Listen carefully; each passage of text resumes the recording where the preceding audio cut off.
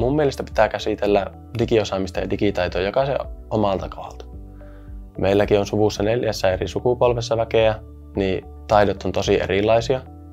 Joku saattaa käyttää puhelinta vaan soittamiseen ja tekstiviestien lähettämiseen, kun taas joku toinen saattaa käyttää tietokonetta pääsääntöisenä työvälineenä.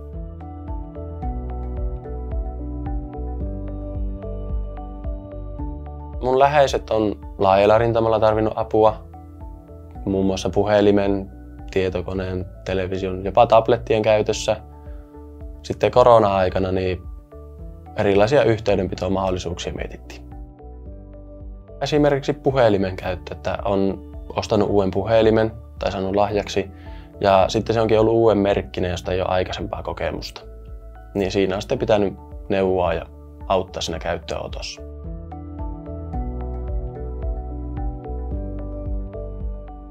Mielestäni se ei ole ollut mitenkään haastavaa. Siinä on tietenkin, että molemmat osapuolet tekee yhdessä töitä ja sitten ainakin omasta mielestä aika tärkeää, että puhuu niinku sen iäkkäämmän ihmisen kielellä. Ja sitten tietenkin nyt vanhemmaksi kasvaessa niin on saanut sieltä päästä apua omissa asioissa. Esimerkiksi taloudenhoidossa ja muissa semmoisissa.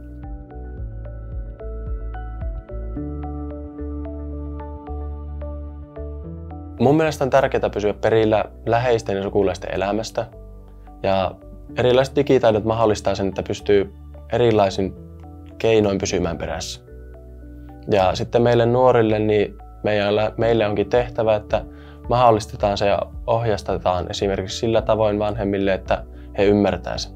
Ei käytetä mitään vieraita termejä tai sanoja.